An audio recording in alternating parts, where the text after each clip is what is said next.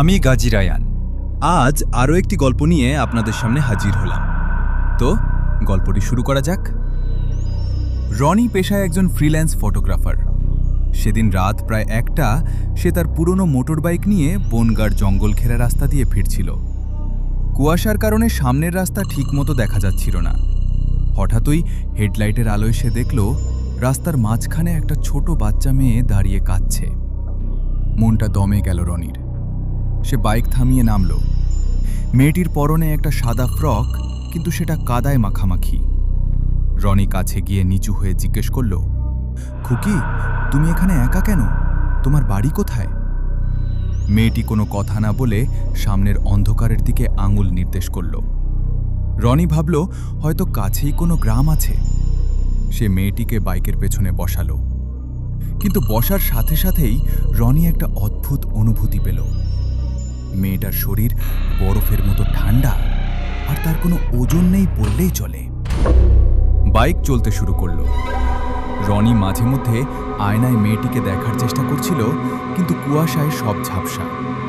কিছুক্ষণ পর রনি বলল, আমরা কি কাছাকাছি পৌঁছেছি? হঠাৎ তার কানের কাছে খুব ফিসফিসে গলায় উত্তর এলো, আর একটু সামনে, যেখানে বড় বট গাছটা ভেঙে পড়ে আছে। রনি চমকে উঠল।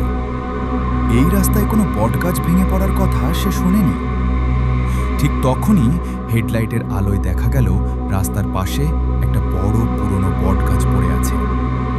রনি বাইক থামাল, কিন্তু নামার আগে সে যখন পেছনে তাকালো, দেখল পেছনে কেউ নেই।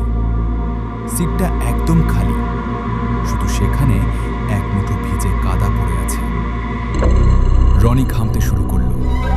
সে দ্রুত বাইক স্টার্ট দিতে যাবে, এমন সময় তার ফোনের নোটিফিকেশন বেজে উঠল। সে পকেট থেকে ফোন বের করে দেখল লোকাল নিউজ পোর্টালে একটা ব্রেকিং নিউজ। ঠিক 1 বছর আগে আজকের এই রাতেই এই বটগাছ চাপা পড়ে এক শিশু কন্যার মৃত্যু হয়েছিল। আজও তার খোঁজ মেলেনি। রনি ভয়ে সামনের দিকে তাকাতেই দেখল বাইকের স্পিডোমিটারের কাছে সেই মেয়েটির প্রতিফলন।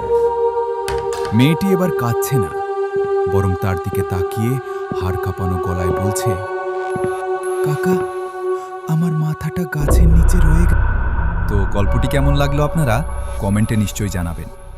এরকম আরও গল্প পেতে আমার চ্যানেলটিকে আপনারা সাবস্ক্রাইব করে পাশে থাকবেন, এবং আপনারাও চাইলে এরকম আরও গল্প আমাকে শেয়ার করতে পারেন। আমি পরে তার রিভিউ দিব। তা আজকের মতো এটুকুই। ধন্যবাদ।